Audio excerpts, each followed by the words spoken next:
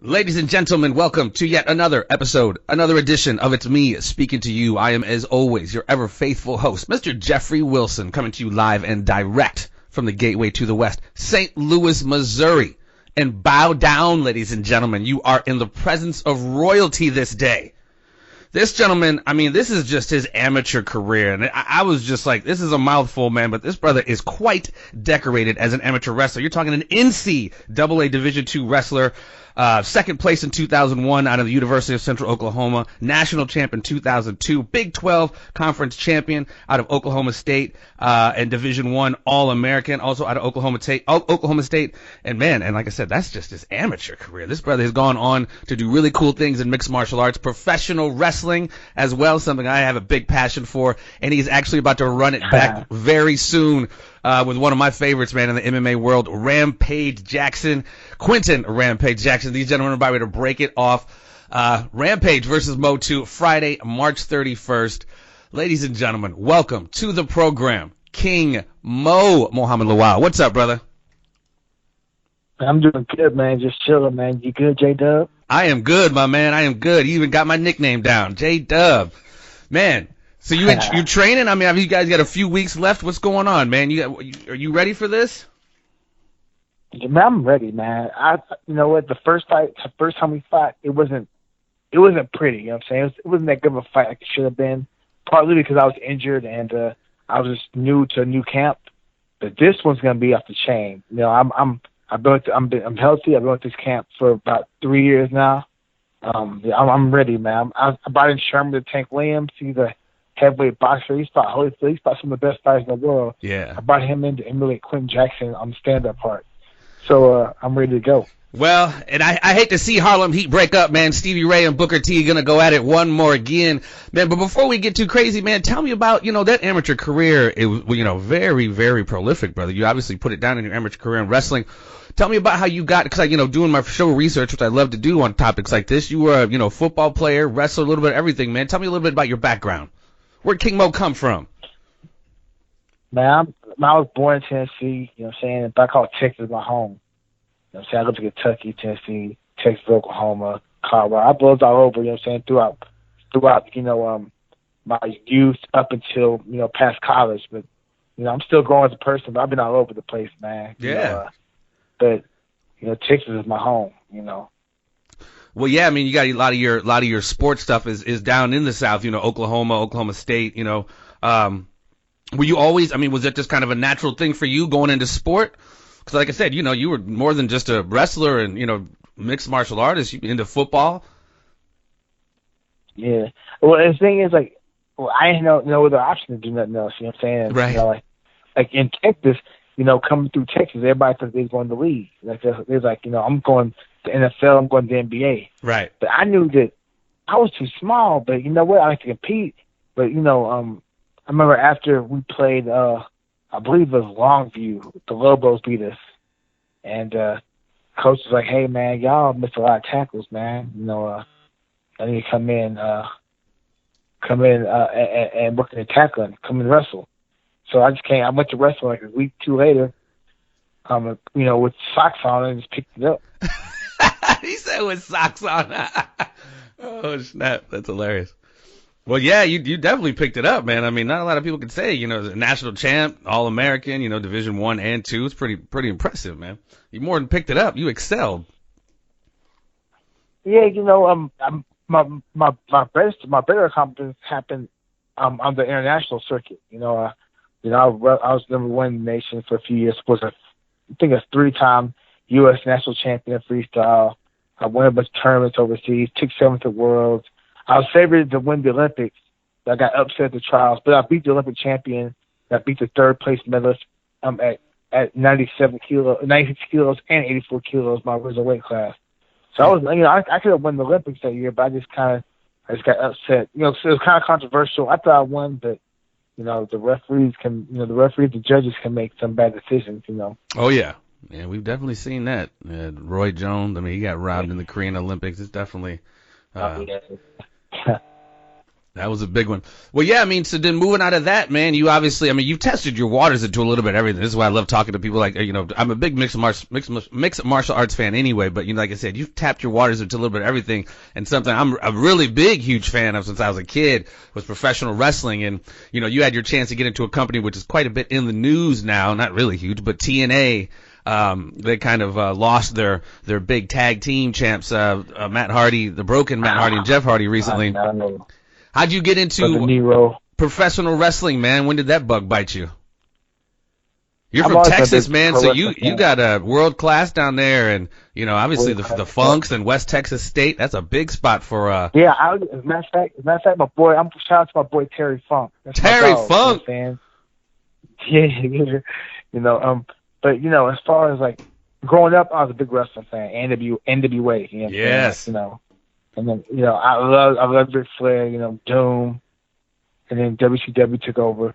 But fast forward, after I won the nationals, we took over state and took third at the Open. The college nationals. I got a call from the WWE, and they asked me an invitation for a tryout. Wow! I took it.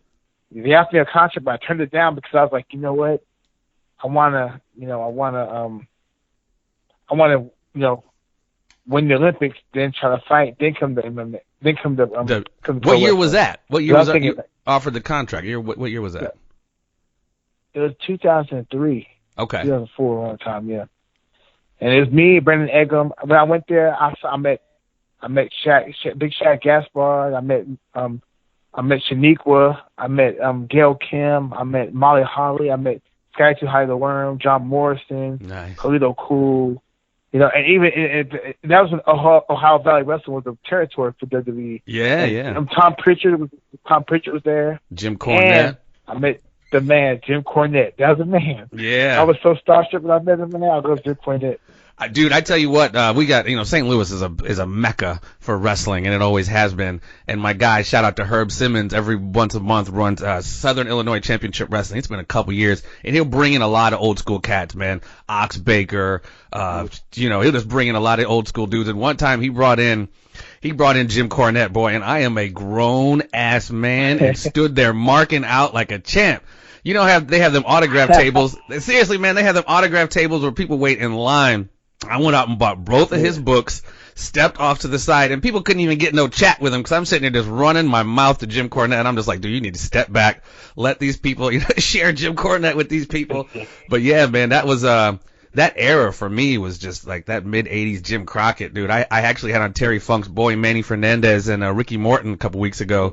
And yeah, I mean that era was just, I mean, you just couldn't beat it from opening bell to the main event. It was just what was up. I went up to me. I met the Midnight Express. Oh. Give a hug to beautiful Bobby Eaton. How you give him a big hug, man? Because that was one of my favorite tag teams, man. Oh, yeah. Midnight Express. Oh, they were cold, man. They were so damn good. They were too. I miss old school wrestling. Yeah, I know, man. I mean, when I get people on, like I've had on, you know, Kamala and Hacksaw Jim Duggan and a couple other cats, I'm just like, you just unfortunately, man, time and it just changes, and you can never really put the toothpaste back in the tube kind of thing. I think that era is just kind of gone, and we were just fucking lucky to be a part of it and see it, man. I mean, that was the goal. I mean, I guess every generation says theirs was the golden age, but man, that old NWA, brah, come on now. That old Jim Crockett, you can't even. Yep. But see, now what I do like is, like, I'm a big Ring of Honor fan. Big Ring of Honor fan. Big time. Because they have the stiff style, the Briscoes, the Young Bucks, Colt Cabana, you know what I'm saying, Dalton, Leo Rush, War Machine. I can name them all. I watch Ring of Honor religiously. My boy, shout out to my boy Kenny King. He's there at Ring of Honor. You know, I love Ring of Honor. That's my favorite. Adam Cole, Hangman Page. That's one of my favorite organizations right now. Well, yeah, I mean, they've got so many different flavors now, like Lucha Underground, like that one's, I don't really have cable, and I don't really watch a lot of TV, oddly enough, but that one's one, man, that's obviously very high spot style orientated, but just the way it's shot, it's very cinematic, you know, very, very intrinsic on the, or, you know, very focused on the storylines and stuff, which I dig, but one of the things I don't like all the time is just high spot after high spot after high spot, because it's hard to really, like back in our day, I hate to say it like that, but they could tell a story without doing all that, man. Your Jake the Snakes and your the vets. Russian psychology. Yeah. The Russian psychology is all messed up now. Yeah. Because if I can't stop, if I can't hit you with a big high spot like 3 or 4 times, then how am I going to finish you with my finisher move? That just boggles my mind. Like, people get kick out of 4 F5s or something. I'm like, whoa, wait a minute. I remember back in the day, a superplex would take you out. A superplex off the top rope. He might be dead. It's just like, now you got to shoot him and run his body over and chop him up, and he still kicks out, you know? Yeah. Superplex is a move right there. Or the running power slam. Yes, that lariat, was the lariat. The Russian sickle. I remember, man. The Garvin stomp. The Garvin stomp. Come on, man. Mo is right there with me, man. Oh, that's what I'm talking about. See, there's just only a few heads that can really, unless, like, I talk to these wrestlers and they're right there with me, obviously, because they were there, but very few cats, man, were there. 505 or whatever you were in the country. 505 Superstation every Saturday, baby, every Saturday. Man, that's crazy. Cool, man. Good shit, man. My brother's he's up on his wrestling. That's what I'm talking about. I was listening to an interview with you and Rampage, and you at the end, you were like, Harlem Heat, I'm Booker T, you Stevie Ray. I was like, no, he didn't. Yep. That's what's up. So did. You had to. That's awesome. I met him before, man, but I shot Stevie Ray and Booker T, man. Like, Booker T's running for mayor, baby, down in Houston. Yeah, I know. I've seen that, man, but he should, man. But they're sharp people, man. Both of them are sharp. Stevie Ray still in age. Booker T in age. They live a clean lifestyle. They don't drink. They get their sleep. You know what I'm saying? They're straight up people. I like it. Booker T, man, he's really, I mean, that brother's, he's definitely parlayed his stuff into, he retired a while ago. You see a lot of these wrestlers just stay in it just a little too long, and, he's definitely made, more out of his career than just wrestling, which is always good to see. Yeah, he's a wrestling school and everything. Yeah, heck yeah. Well, moving on down the line, man. See, that sounds like a whole career right there, man. The wrestling, but I mean, you've been everywhere, and I mean, except for pretty much UFC, Bellator, Strikeforce, M1 Global, World Victory Road. The MMA. I mean, obviously, you started, with the foundation of wrestling, etc. When did you kind of start transitioning into the mixed martial arts as we know it? Well, I always played around with it by accident. Like back in 2001, when I was in Central Oklahoma, there's a guy named Jeff Lindsay, who's an Oklahoma legend. And he used to fight in the USWF back in Amarillo. You know what I'm saying? The USWF had Ali Elias, Frank Trigg, Paul Bontello, Heath Herring. I think it was Ralph Gracie and Steve Wilson. That's Steve Wilson. I can't think of his name. Mm-hmm. But back then, that was a staple. You know what I'm saying? And my boy came in, Jeff Lindsay came in. He's like, no, I need help with my wrestling. I'm a jiu-jitsu guy. I was like, cool. I heard about it, the Horace Gracie stuff. He's like, well, here's the thing. I need to work on my takedown defense and my submissions and so like that. So I'm facing a wrestler. I'm going to throw punches, kicks, and knees at you and try to submit you. I see if you try to take me down. And I was like, that's it? Okay. And that's all we just did. That's all we did. And he threw punches, kicks, and knees. And then, he fought, lost, but then he trained for another fight. We went and fought Yves Edwards, and he got beat by Yves, and then we went to King of the Cage. And when we went to King of the Cage, back then, King of the Cage was the premier show. Everybody, the who's who fought at King of the Cage. Oh, yeah. And back then, it wasn't called MMA. It was called NHB, or Valley Tudo back then. Yeah. You know what I'm saying? So it was like a whole different vibe. It's more underground back then, but King of the Cage was my boy fight King of the Cage, and I was like, man, this is big time. I saw Tim Catalfo. I saw the Raw team. I saw I met Quinton Jacksons out there. I saw that Vernon big Tiger yellow White. mat, boy. That's what I remember about King of the Cage, that big yellow mat. Yeah. Yep.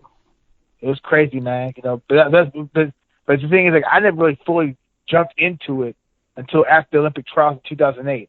Because I was broke, and a guy by the name of Ryan Parsons, who used to be part of the Team Quest, was like, hey, man, come to California, train, and we'll get you fights. And I went out there, started training.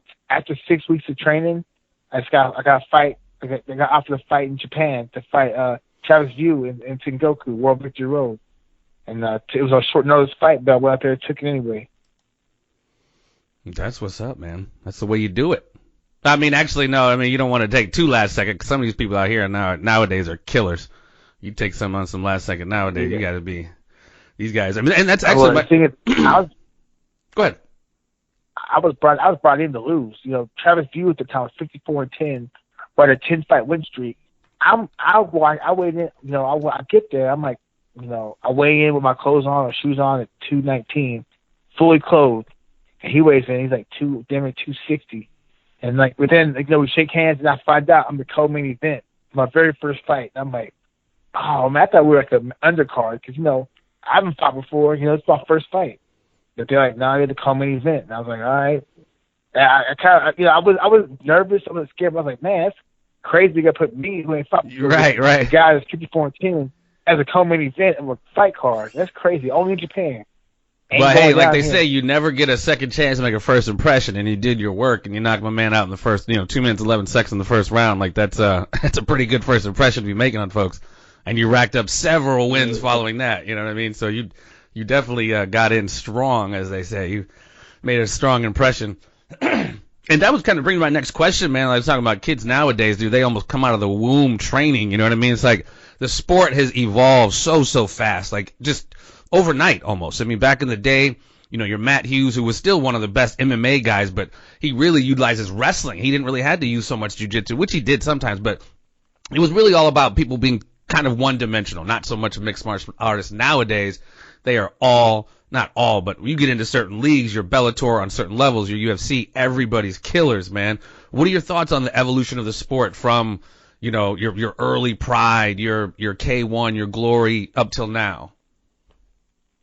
I think, you know, it's a natural regression because back then it was just the martial arts, you know, the best taekwondo, I think the best jiu-jitsu, very, you know, so. Then it slowly started integrating where you saw jiu-jitsu guys learning kickboxing and wrestlers learning kickboxing. Then everybody learned a little wrestling, jiu-jitsu, and stand-up. So then it became mixed martial arts. But the thing is, I don't like these kids jumping to MMA, learning it, or, you know, training MMA at the womb because to me, you know, you lose your athleticism. You become a fighter, but what's going to happen is there'll be a kid that never trained MMA that might jump into wrestling and be a good athlete, and all of a sudden circle back to MMA, and then, you know, start smashing these kids. It's going to go full circle. So what's going to happen is you're going to see these kids training. It'd be great. And you see a kid that didn't train, that's a good athlete, come in and start beating these kids that have been training their whole lives, and then it's going to go in circles and cycles. Interesting. Like there are always trends going on in MMA. Yeah. And that would be one of them. That's interesting. That's an interesting take on it. I mean, in my opinion, I think you're always going to have technique, I think, is always going to outweigh and defeat just like natural athleticism, I think. Well, I mean, I think you have a point, but I think at the end of the day, I think kids are getting so good that it's almost negating any kind of, not negating completely athleticism, but it's really, you're really handicapped as just athletic against these kids nowadays, just simply because, I mean, the technique is just so insane. I wouldn't say that because the technique is so insane, but here's the thing. You might have technique. If I get a good athlete and show him the solid basics and have a good game plan for him, he'll be able to do more with a good game plan and solid basic technique than a guy that's been, like, you know, technical his whole life and never faced a good athlete. Right. You know what I'm saying? It goes. The thing is that you can get an athlete, like, for instance, like, let's say Deontay Wilder. Deontay Wilder's a good boxer. Athletic as it comes. Has some flaws, but you know what? He has a great jab, great right hand, good movement, and good feet, and good balance. Ali. Look at Ali. Ali had great balance, great eyes, good speed, great chin, good cardio. And he had good technique as well. You know what I'm saying? It's slowly developed. He's an Olympic champion. But you're going to see more and more. You're going to see more and more people. They're going to come in from world-class background. That's the thing. Like, for instance, like Ronda Rousey came in from world-class background. Daniel Cormier came from world-class background. You're going to see more guys like that at a younger age. Like Aaron Pico. You're going to see more guys like Aaron Pico. Aaron Pico's a wrestler, and you'll see him in Bellator come from a world-class background, and he's a wreck shop in MMA. So he was, as a matter of fact, go ahead. I'm sorry. No, he was Aaron Pico's background. He was a good boxer, like silver gloves, national champion as a youth. Then he, I think at 18 years old, he beat one of the top wrestlers in the world at the senior level. And I'm talking about wrestling grown men. He didn't go to college. He wrestled with the high school, then went to try to make the Olympic team, and just about made the team, but got beat. He got upset with like 3 seconds left in the match. He was his favorite to play. So I mean, you think so he's already a mixed martial artist in boxing and wrestling. All he has to learn is a little jiu-jitsu, a little kickboxing, and bam, he's a problem. You're doing awesome with segueing me into my next question. So it's all completely by accident, obviously. So you faced someone who I was a huge fan of back in the day, Mark the Smashing Machine Kerr. He's almost a perfect example of what you're talking about. Someone with supreme wicked athleticism. Yeah, he might have had some assistance with his strength, etc.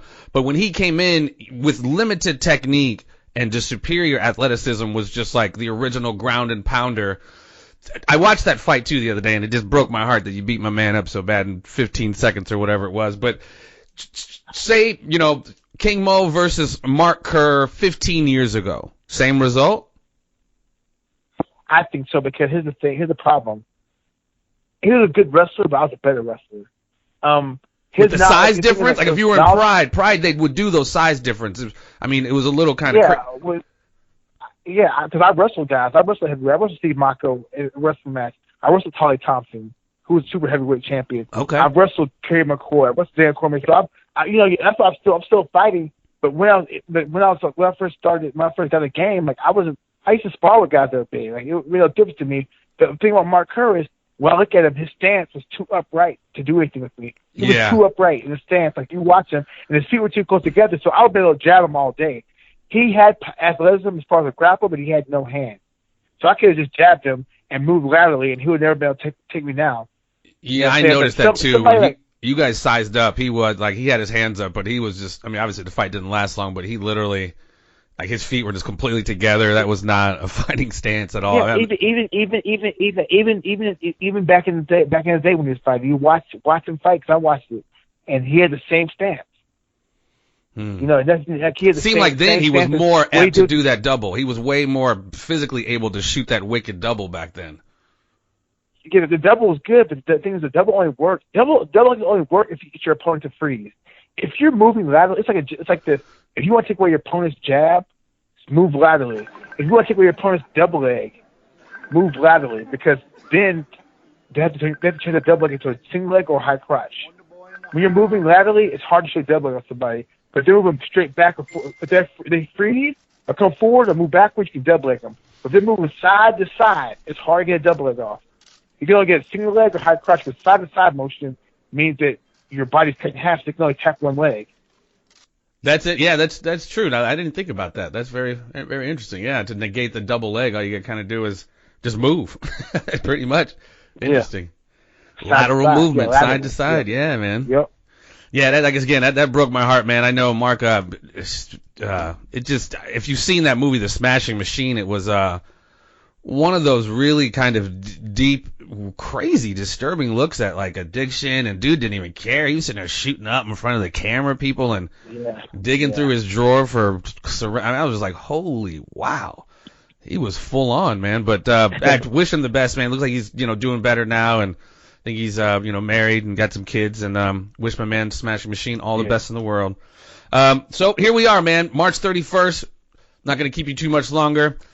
Rampage, King Mo, round 2, running it back. What can we expect this time, man? I was cracked up when you was clowning my man for being as heavy as he was, and Quinton is known for not being in the best shape in the world sometimes. I love you, Quinton, but you don't like to train. You admit it yourself, but and I guess the weight's heavyweight this time. It's not light heavy. Yeah, and here's the funny thing. Bellator called me and said, "Mo, we have a fight for you. Want to take it?" I was like, "Yeah, I'll take it. Who is it? Who am I fighting?" I said, "Yeah." First, I was like, "Who is it?" He was like, "We can't tell you that." I was like, "Can I at least know what weight class is at?" And I was like, "So well, he can fight heavyweight or 235." I was like, "How big is he right now?" And he's like, "Well, he's a heavyweight." And I was like, "Well, keep it a heavyweight, because I'm not with the weight. I'm not with the catch weights. I'm a throwback fighter. Right. I'm gonna fight you at your weight. If I can make the weight, I'll fight you. You know what I'm saying? Or we can fight in a normal weight class." And then they said, "Okay, heavyweight." So that's who you're fighting your opponent at. Well, during the Tito Chael Sonnen fight, I'm in the back and they're gonna announce it, and then they're like, "Mo, turn around. There's your opponent." I turn around, there's Quinton's big ass. What? That's how they did you? Yeah. That's crazy. Yeah. So I was like, all right, well, whatever, let's do it. I thought it would be Bobby Lashley because they said there'll be a heavyweight at 235. I was like, 235? I'm like, I was like, Bobby Lashley could, Bobby, cause I used to wrestle with Bobby Lashley years ago with the training center. So I'm thinking Bobby Lashley, Javier Ayala, those guys are on 235. I can't think of no other heavyweight they're stuck in between 235 and heavyweight. So I was like, it's probably Bobby Lashley or Javier Ayala. That's what I thought it was going to be. Right. But it ended up being Quinton Jackson. That's probably a better money fight anyway. I'd like to see any one of those you mentioned, but that's probably a better money fight, quite frankly. I could be wrong, but Yeah, to me it's so different because man, I get paid the same regardless of fight. So I'm going to take on whoever wants them. I really don't care.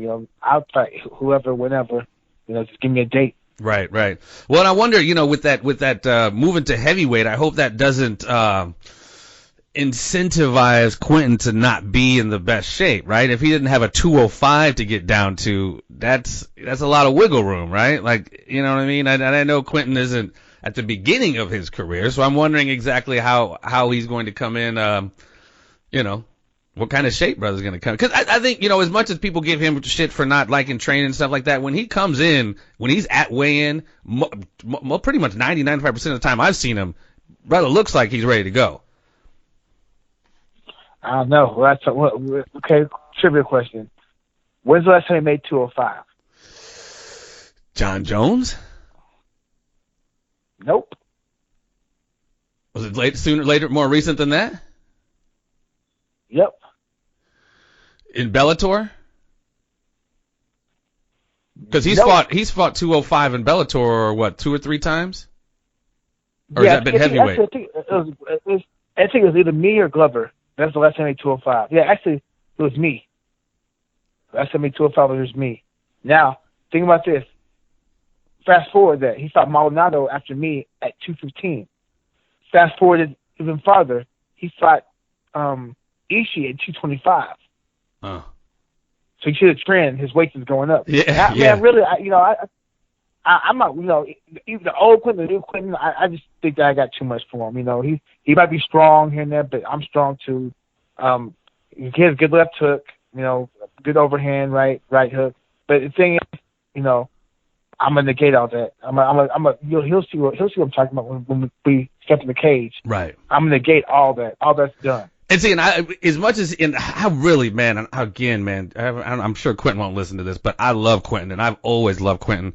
But towards the end at the UFC, it would be like, if he didn't kind of get that, like, straight up stand-up fight bang with him, then he would, like, kind of talk shit and, like, oh, man, he wrestled me. And, like, dude, that's a part of the game. Defend the takedown then. You know what I mean? It's like, if you don't want motherfuckers humping you and stuff.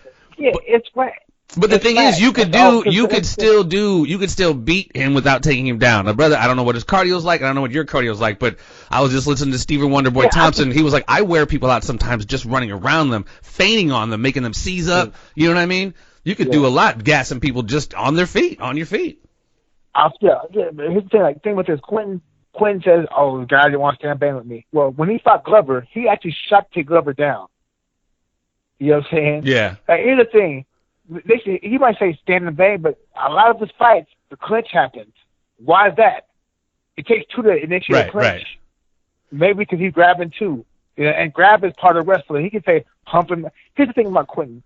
He's lame. He's corny. Check this out, right? The Quinton grab bag. Okay. Your breath stinks. Ooh, you're ugly. Ooh, hump my legs. My leg's pregnant. The grab bag. And then, I'm not impressed with your performance. I am not impressed with your performance. He's been saying the first 4 his whole career. That's true. Now, the GSP thing, come on, man. That stuff is tired, man. Right. That's old, man. That's real old. That's like somebody saying, don't be scared, homie. That's old, too. All people can say that now is the Diaz board. Right. Like, come with your own stuff, man. You're supposed to be from Memphis. You're supposed to be from the South. You'll say, come with something original. Don't be coming with that lame crap. You know what I'm saying? That stuff is garbage. It ain't even funny no more. Right. People laughing at him, not with him. Interesting. Yeah, like I said, the Ryan Bader fight, man. After that Ryan Bader fight, which was, I don't know how many fights was that before he left the UFC, but it was just like, Ryan dominated him, and then it was all just about, man, he just laid on me. I'm like, brother, the wrestler dominated you, the wrestler. You know what I mean? It was just, I don't know. I I don't like fighters. I've never fought before. I mean, I've fought street fight, but I've never fought in the cage and shit. But it's like, I just don't, like Dominic Cruz, dude. That dude lost like a champ, dude. Like, lose like a champ. Don't make excuses. Don't woulda, shoulda, coulda. If you were injured, I get you were injured. I mean, we all understand that. But, the whole, like, he did a technique I couldn't stop, so it's lame. Like, nah, dude, you got to defend it then, right? Like, no one's going to just slip into your trap and, like, just stand in front of you, right? Like, no one's going to do that. Yeah, like that'd be like Roger Gracie or Damian Maia or Jacare saying, "Oh, you want to stand and bang? I bet you won't grapple with me. Then come grapple with me." Right. Come on, do you think anyone's that dumb to like just be like, "All right, let me pull guard for you, Jacare or Roger Gracie or Damian Maia. I'm gonna pull guard." Or you know what? Go to your back. I'm just gonna jump on top of you. I'm not gonna throw punches. We'll just grapple this period. Right. I mean, he's essentially saying, please just play to my strengths. So I'm like, what? Oh, no, exactly. That's not how that shit works, brother. You know and that. The funny thing is, I get dummies on Instagram saying, "Oh man, listen to me DM like, yeah, what type of person you are, man, because we'll see if you're gonna try to grapple with them or we can stand and bang with them." I'm like, and they'll be like, "Yeah, you're gonna want to take the easy way out." I'm like, of course you want to take the easy way out. Like, when people, it's the thing. When people say, "Oh, I'll fight for free," or "I'll fight the toughest people of all time," I'm like, nah. It's like this. If I would offer somebody $1 million to fight a quadriplegic, or offer $500,000 to fight someone that's like 80 times tougher, man, 99.99% of the time they're gonna take the quadriplegic. Yeah. But people want the easy money. Yeah. People want the easy money. You have a short time in your career to make as much money as possible. Yes. So if you have a chance to make easy money here and there, take it. Yes. I talk about that all the time, like with the sport and the evolution of the sport and how it's changed. I've talked to Pat Miletich about it, Stephen Wonderboy Thompson, this Conor McGregor effect, and it just got played out 2 days ago with now Michael Bisping fighting George St. Pierre for the fucking title. And I swear to God, dude, if Jacare needs to jump to Bellator yesterday, because he's going to get fucked and fucked and fucked when he can go to Bellator and be champ and make hella money. I mean, because that tide is slowly shifting. What's that? Not Jacare. Look at Yoel Romero. Both of them. That's what I'm saying. Damian Maia. Yeah.